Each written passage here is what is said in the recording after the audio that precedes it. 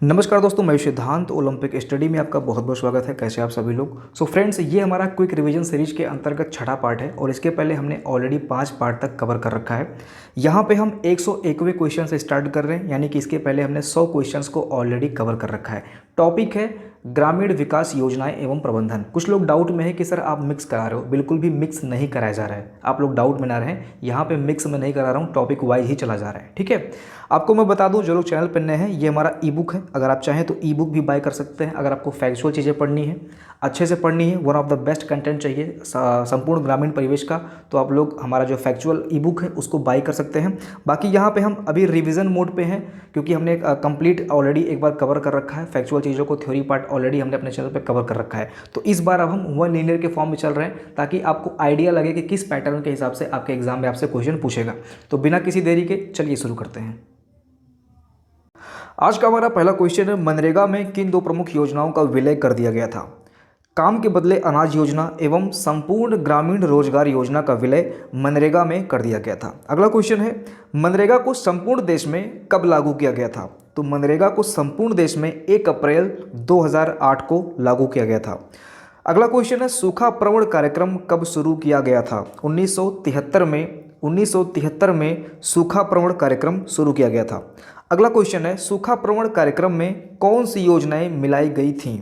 तो सूखा प्रवण कार्यक्रम में एकीकृत जल संभर प्रबंधन कार्यक्रम को मिलाया गया था। अगेन, सूखा प्रवण कार्यक्रम में एकीकृत जल संभर, अब देखिए यहाँ पे सूखा है और उसमें जल संभर मिला दिया गया है। ठीक है, तो सूखा प्रवण कार्यक्रम में एकीकृत जल संभर प्रबंधन कार्यक्रम मिलाया गया था। आगे बढ़ते हैं। अगला क्वेश्चन है, सांसद आदर्श ग्राम योजना किसकी जयंती पर शुरू किया गया था? सांसद आदर्श ग्राम योजना श्री जयप्रकाश नारायण जी की जयंती पर शुरू किया गया था। अगला क्वेश्चन है, अंत्योदय अन्न योजना कब और किसके समय में शुरू किया गया था? तो अंत्योदय अन्न योजना 25 दिसंबर 2000 को अटल बिहारी वाजपेयी के जन्म दिवस के अवसर पर शुरू किया गया था। अगला क्वेश्चन है, 1999 में पेयजल आपूर्ति विभाग किसके अंतर्गत बनाया गया था? ग्रामीण विकास विभाग के अंतर्गत बनाया गया था। या फिर क्वेश्चन ऐसे भी पूछ सकता है कि पेयजल आपूर्ति विभाग किस सन में बनाया गया था? तो 1999 में बनाया गया था। तो दोनों तरह से क्वेश्चन को आपको याद करना है। ठीक है, आगे बढ़ते हैं। जननी सुरक्षा योजना कब प्रारंभ किया गया था? तो जननी सुरक्षा योजना दोस्तों 1 अप्रैल 2005 को प्रारंभ किया गया था। अगला क्वेश्चन है, प्रधानमंत्री नरेंद्र मोदी ने राष्ट्रीय आयुष मिशन नाम की स्थापना कब की? तो नाम की स्थापना दोस्तों 15 सितंबर 2014 को हुआ था। देखिए दोस्तों, एक बात मैं आपको कंफर्म करना चाहता हूँ कि ये जो डेटा आप देखते हैं, तो कभी कभी क्या होता है कि टाइपिंग एरर हो जाता है, या फिर मैं नेट पे सर्च करता हूँ तो वहाँ पे विभिन्न पोर्टल के माध्यम से मैं डेटा को रिसर्च करता हूँ या फिर बुक से निकालता हूँ, तो कहीं ना कहीं कभी ना कभी डेटा मिसमैच हो जाता है। तो एक बार वीडियो देखने के बाद में आप लोग कमेंट जरूर चेक करें। ठीक है, जो मैंने वहाँ पे पिन किया होता है उसको आप जरूर चेक करें। कोई भी बच्चा अगर बताता है कि सर ये गलती है, तो मैं उसको चेक करके वेरीफाइड डेटा जो है उसको मैं पिन कर देता हूँ। ठीक है, तो कभी भी कोई गलती हो तो आप भी कमेंट में लिख सकते हैं, फिर आप पिन कमेंट चेक करिएगा, वहाँ पे सारी चीज़ों को मैंने करेक्ट करके तब वहाँ पे मैं लिखता हूँ। ठीक है, आगे बढ़ते हैं। अगला जो योजना है ये है कुटीर ज्योति कार्यक्रम का उद्देश्य क्या है? कुटीर ज्योति कार्यक्रम का उद्देश्य हरिजन आदिवासी परिवार सहित गरीबी रेखा से नीचे के जीवन स्तर में सुधार लाना, और दूसरा है बिजली कनेक्शन। ठीक है, ध्यान दीजिएगा, कुटीर ज्योति कार्यक्रम का उद्देश्य क्या है? तो हरिजन आदिवासी परिवार सहित गरीबी रेखा से नीचे के जीवन स्तर में सुधार लाना प्लस बिजली के कनेक्शन पे ये काम करता है। अगला क्वेश्चन है दोस्तों, स्टैंड अप इंडिया स्कीम कब और कहाँ शुरू किया गया था? तो 5 अप्रैल 2016 को उत्तर प्रदेश के नोएडा में स्टैंड अप स्कीम शुरू किया गया था। ठीक है, आगे बढ़ते हैं। अगला क्वेश्चन है, नाफेड। नाफेड का पूरा फुल फॉर्म क्या है? तो नाफेड का पूरा फुल फॉर्म मैंने यहाँ पे हिंदी में लिख रखा है, national agriculture cooperative marketing federation of India limited. तो आपको इसको याद रखना है। ठीक है, नाफेड का पूरा full form national agriculture cooperative marketing federation of India limited. इसी तरह से आपको ट्राइफेड का भी याद रखना है, tribal cooperative marketing development federation of India limited. ठीक है, तो यहाँ पे ट्राइबल लग गया है और यहाँ पे नेशनल लगा हुआ है। नाफेड और ट्राइफेड में यही अंतर है। अगला क्वेश्चन है, देश में सर्वाधिक सहकारी बैंक किस राज्य में है? तो देश में सर्वाधिक सहकारी बैंक आपके महाराष्ट्र में है। अगला क्वेश्चन है, किसान दिवस कब मनाया जाता है? तो 23 दिसंबर को किसान दिवस मनाया जाता है। ठीक है, मोस्ट इंपॉर्टेंट क्वेश्चन है।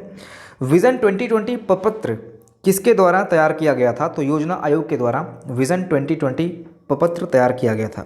ठीक है, आगे बढ़ते हैं। गोकुल ग्राम योजना किस राज्य से संबंधित है? तो गुजरात राज्य से संबंधित है। गा फॉर गुजरात, गा फॉर गोकुल। ठीक है, तो गोकुल ग्राम योजना गुजरात राज्य से संबंधित है। अगला क्वेश्चन है, राजस्थान में जीवन धारा योजना का संबंध किससे है? जीवन धारा का योजना का संबंध राजस्थान में सिंचाई कूपों के निर्माण से है। ठीक है, अगला क्वेश्चन है, राष्ट्रीय कृषि अनुसंधान विकास की स्थापना कब की गई थी? राष्ट्रीय कृषि अनुसंधान विकास की स्थापना 1988 में की गई थी। ठीक, अगला क्वेश्चन है, गांव में रसोई घरों में प्रयुक्त परंपरागत चूल्हे में ईंधन से उत्पन्न ऊष्मा का कितना प्रतिशत भाग बेकार चला जाता है? तो गांव में जो रसोई घरों में परंपरागत चूल्हा में ईंधन जो उत्पन्न होता है, ईंधन जो हम लगाते हैं, वहाँ से जो ऊष्मा जो वेस्ट चला जाता है वो 70%, लगभग 70% एनर्जी, ऊष्मीय एनर्जी वेस्ट जाता है। ठीक है, आगे बढ़ते हैं। अगला क्वेश्चन है, गांव के कुएं का पानी मनुष्य के क्रियाकलापों से दूषित हो जाता है, उसे रोकने का उपाय किससे करना चाहिए? तो लाल दवा या फिर पोटेशियम परमैंगनेट का प्रयोग करके हम गांव में जो कुएं का पानी दूषित होता है उसको सुधार करते हैं। ठीक है, तो लाल दवा या फिर पोटेशियम परमैंगनेट बोलते हैं इसको। अगला क्वेश्चन है, राज्य ग्राम विकास संस्थान कहाँ स्थापित है? राज्य ग्राम विकास संस्थान कहाँ स्थापित है? तो लखनऊ में स्थापित है। ठीक है, अगला क्वेश्चन है, प्रदेश में कितने विशेष क्षेत्र प्राधिकरण हैं? प्रदेश में कितने विशेष क्षेत्र विकास प्राधिकरण है? तो 5, आपका राइट आंसर होगा। प्रदेश में 5 विकास प्राधिकरण क्षेत्र हैं। ठीक है, अगला क्वेश्चन है, मरुस्थल विकास कार्यक्रम निम्नलिखित में से किस राज्य में नहीं चलाया गया? तो उत्तर प्रदेश में नहीं चलाया गया। आपका ऑप्शन दे सकता है, 3-4 राज्य देगा, तो जहाँ पे यूपी लगा होगा उसको आप लोग एलिमिनेट कर लेना वहाँ से। अगला क्वेश्चन है, एकीकृत जल संभर प्रबंधन कार्यक्रम के अंतर्गत कौन कौन से कार्यक्रमों को मिलाया गया है? तो सूचना प्रवण क्षेत्र कार्यक्रम को मिलाया गया है। ध्यान दीजिएगा, एकीकृत जल संभर प्रबंधन कार्यक्रम में सूखा प्रवण क्षेत्र कार्यक्रम मिलाया गया है, मरुस्थल विकास कार्यक्रम मिलाया गया है, एकीकृत बंजर भूमि विकास मिलाया गया है।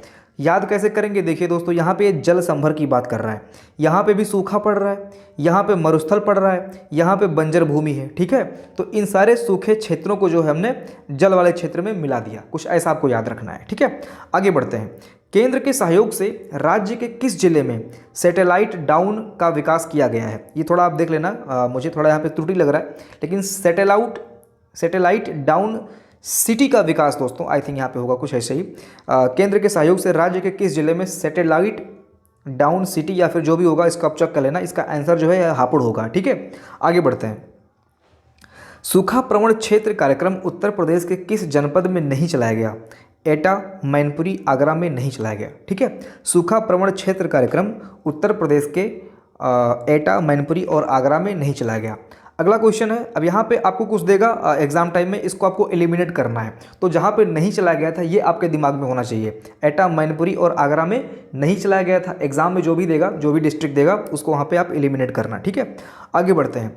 योजना आयोग ने निम्नलिखित में से किसे विकासात्मक आयोजन की आधारभूत इकाई माना है? तो विकास खंड को। ठीक है, योजना आयोग ने विकास खंड को विकासात्मक आयोजन की आधारभूत इकाई माना है।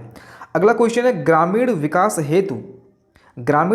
हेतु केंद्र से आवंटित किए जाने वाली धनराशि सीधे ग्राम प्रधानों के नाम से संचालित खातों में हस्तांतरित किए जाने की व्यवस्था सर्वप्रथम किस कार्यक्रम में चलाई गई थी? तो ये जवाहर रोजगार योजना में चलाया गया था। ओके, ध्यान रखना, जो डायरेक्ट ग्राम प्रधान के अकाउंट में पैसा ट्रांसफर होगा वो जवाहर रोजगार योजना के माध्यम से लाया गया था। ठीक है, अगला क्वेश्चन है, प्रधानमंत्री सुरक्षा अधिनियम कब बनाया गया?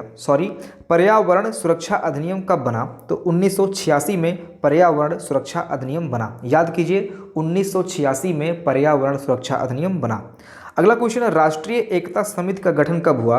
1967 में। ठीक है, 1967 में राष्ट्रीय एकता समिति का गठन हुआ, 1986 में पर्यावरण सुरक्षा अधिनियम का गठन हुआ। आगे बढ़ते हैं। सीमांत कृषक किसे कहते हैं? आई थिंक सभी को पता होगा, जिसके पास 1 हेक्टेयर से कम भूमि होती है उसे हम सीमांत कृषक कहते हैं। अगला क्वेश्चन है, श्रीमती इंदिरा गांधी द्वारा प्रारंभ किए गए 20 सूत्रीय कार्यक्रम में कौन सा सूत्र शामिल नहीं था? तो 20 सूत्र आपको याद रखने हैं। ठीक है, जो कि डेवलपमेंट से संबंधित हैं, जिसमें लोकतांत्रिक विकेंद्रीकरण नहीं था। ठीक है, लोकतांत्रिक विकेंद्रीकरण पंचायती राज व्यवस्था के अंतर्गत हम लोग पढ़ते हैं। तो श्रीमती इंदिरा गांधी द्वारा प्रारंभ किए गए 20 सूत्रीय कार्यक्रम में लोकतांत्रिक विकेंद्रीकरण शामिल नहीं था। अगला क्वेश्चन है, राष्ट्रीय ग्रामीण पेयजल कार्यक्रम के अंतर्गत 2022 तक देश में हर ग्रामीण व्यक्ति को उन घरेलू परिसरों में या उनके घरों में क्षैतिज या ऊर्ध्वाधर दिशा में 50 मीटर की दूरी से कम पर कितने लीटर प्रति व्यक्ति प्रतिदिन पेयजल उपलब्ध होना चाहिए। तो यहाँ पे देखिए क्वेश्चन इतना लंबा है, यहाँ से 2-3 क्वेश्चन बन जाएगा, ध्यान दीजिएगा। यहाँ पे कितना लीटर पूछ रहा है, तो 70 लीटर उपलब्ध होना चाहिए, ठीक है। कितने दूरी पर उपलब्ध होना चाहिए, तो 50 मीटर की दूरी पर उनको पेयजल उपलब्ध होना चाहिए, ठीक है। ये 2 क्वेश्चन यहाँ से बन सकता है। राष्ट्रीय ग्रामीण पेयजल कार्यक्रम के अंतर्गत 50 मीटर की दूरी पर प्रत्येक घर को उनके घरेलू परिसर में 70 लीटर पानी उपलब्ध कराना है, ठीक है, प्रतिदिन के हिसाब से। अगला क्वेश्चन है, पशु बीमा योजना कब प्रारंभ किया गया था। दोस्तों मोस्ट इंपॉर्टेंट क्वेश्चन है, पशुधन के अंतर्गत ये क्वेश्चन पूछ सकता है, पशुपालन के अंतर्गत ये क्वेश्चन पूछ सकता है। तो पशु बीमा योजना का शुभारंभ जो है 1974 में स्टार्ट किया गया था। अगला क्वेश्चन है, भारत में स्वास्थ्य अनुसंधान की स्थापना कब हुई। तो भारत में स्वास्थ्य अनुसंधान की स्थापना 2007 में हुई थी। अगला क्वेश्चन है, सांसद आदर्श ग्राम योजना के अंतर्गत प्रत्येक संसद सदस्य को सन 2019 तक कितने ग्रामों का चयन करके उनका विकास करना होगा। तो 3 ग्रामों का चयन करके उनका विकास करना होगा, उनका पुनरुत्थान करना होगा। इसके बाद में 2021 तक दोस्तों फिर से 5 गाँव को गोद में लेने का प्रावधान था, ठीक है। टोटल 8 गाँव को लेना है एक सांसद को। तो यहाँ पे जस्ट 1 सेकेंड, यहाँ पे 2019 तक का जो टारगेट था वो 3 गाँव था, ठीक है। आगे बढ़ते हैं, कहाँ गया भाई, ओके। अगला क्वेश्चन है 138वां क्वेश्चन है, उत्तर प्रदेश सहकारी संस्थान सेवा मंडल का गठन किस वर्ष में हुआ था कि सहकारी संस्थाओं को अपनी कार्यकुशलता बढ़ाने हेतु व्यावसायिक प्रबंध सुलभ हो सके। तो ये उत्तर प्रदेश सहकारी संस्थान सेवा का गठन हुआ था जिससे सहकारी संस्थाओं को अपनी कार्यकुशलता बढ़ाने हेतु व्यावसायिक प्रबंध सुलभ हो सके। क्वेश्चन का मतलब यही है। तो इसका जो गठन हुआ था ये 1972 में हुआ था, ठीक है। आगे बढ़ते हैं।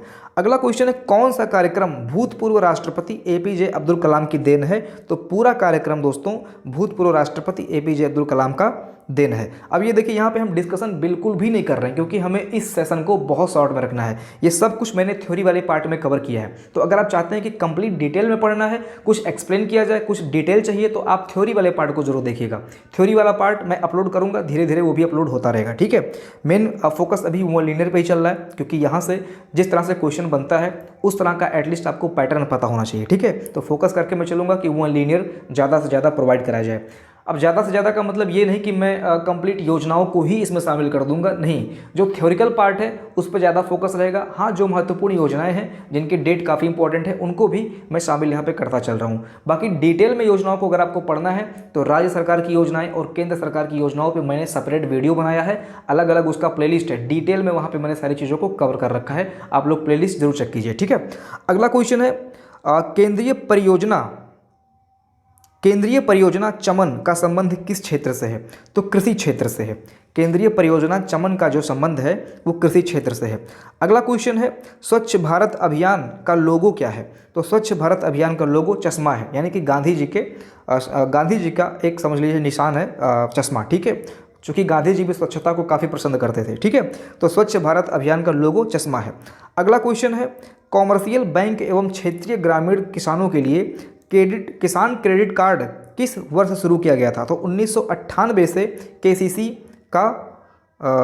शुरू किया गया था, ठीक है। कॉमर्शियल बैंक एवं क्षेत्रीय ग्रामीण किसानों के लिए केसीसी जो है 1998 से शुरू किया गया था। फिर से बोल रहा हूँ, केसीसी 1998 से शुरू किया गया था, आपको बस इतना याद रखना है, ठीक है। अगला क्वेश्चन है यानी कि 143वां क्वेश्चन, अंबेडकर विशेष रोजगार योजना के अंतर्गत सामान्य श्रेणी के लाभार्थियों के लिए उपलब्ध इकाई लागत प्रतिशतता तथा एवं अधिकतम आर्थिक सहायता यानी सब्सिडी धनराशि क्या है। तो 25% जो है सब्सिडी है और इतना रुपया सहायता है, ठीक है। तो अंबेडकर विशेष रोजगार योजना की बात हो रही है यहाँ पे। 25% सामान्य वर्ग के लिए जो है यहाँ पे इकाई लागत प्रतिशतता एवं अधिकतम आर्थिक सहायता जो है सब्सिडी जो है 7500 रुपये प्रोवाइड कराया जा रहा है। अगला क्वेश्चन है, तिरुवन्नमलाई गिरिवलम परियोजना का संबंध किस राज्य से है। तो तमिलनाडु से है। तमिलनाडु, देखिए आपको इसी शब्द में तमिलनाडु कुछ दिखाई दे रहा होगा। अगला क्वेश्चन है, वह प्रसिद्ध दार्शनिक स्थल जिसे शहरी विकास मंत्रालय ने हृदय योजना के तहत विकसित करने की सामग्री जारी की है। तो यह है द्वारिका। ध्यान दीजिएगा, द्वारिका को जो है शहरी विकास मंत्रालय ने हृदय योजना के अंतर्गत विकसित करने की जिम्मेदारी संभाली है। देखिए अगला क्वेश्चन है, ट्रेल सिंचाई परियोजना का संबंध किस राज्य से है? तो ट्रेल सिंचाई परियोजना का संबंध जम्मू कश्मीर राज्य से है। अगला क्वेश्चन है, केंद्र सरकार की महत्वाकांक्षी परियोजना ऊर्जा गंगा का संबंध किससे है? तो गैस पाइपलाइन परियोजना से संबंधित है। ठीक है, गैस पाइपलाइन से संबंधित ये योजना है ऊर्जा गंगा योजना, जो कि गैस पाइपलाइन से संबंधित योजना है। अगला क्वेश्चन है, भारत सरकार द्वारा ग्रामीण क्षेत्रों में पेयजल आपूर्ति में तेजी लाने के लिए राजीव गांधी राष्ट्रीय पेयजल मिशन कार्यक्रम कब शुरू किया गया था? तो 1991 में शुरू किया गया था। काफ़ी इंपॉर्टेंट है, हालांकि मोदी जी की सरकार है, लेकिन फिर भी दोस्तों काफ़ी इंपॉर्टेंट क्वेश्चन है ये। राष्ट्रीय पेयजल मिशन जो है, राजीव गांधी राष्ट्रीय पेयजल मिशन 1991 में शुरू किया गया था। अगला क्वेश्चन है, कौन सा सामाजिक विकास का एक उपयुक्त सूचक नहीं है? प्रच्छन्न बेरोजगारी में कमी। दोस्तों आप लोग मुझे बताना कि ये क्वेश्चन सही है कि गलत है, मुझे यहाँ पे थोड़ा सा डाउट हो रहा है, आप लोग कमेंट सेक्शन में बताइएगा। देखिए कौन सा सामाजिक विकास का एक उपयुक्त सूचक नहीं है, यानी कि सामाजिक विकास का उपयुक्त सूचक नहीं है। तो अगर यहाँ पे सिर्फ लिखा होता प्रच्छन्न बेरोजगारी तो मुझे लगता है कि ये क्वेश्चन करेक्ट था, लेकिन यहाँ पे इन्होंने प्रच्छन्न बेरोजगारी में कमी, जब प्रच्छन्न बेरोजगारी में कमी होगी तो मुझे लगता है कि ये समाज के विकास में सहायक है, लेकिन यहाँ पे उपयुक्त सूचक नहीं है। तो कुछ आप इस तरह से, मुझे भी डाउट हो रहा है, कमेंट सेक्शन में आप भी इसे कंफर्म कीजिएगा। देखिए अगला क्वेश्चन है, national food for work programme की शुरुआत कब की गई थी?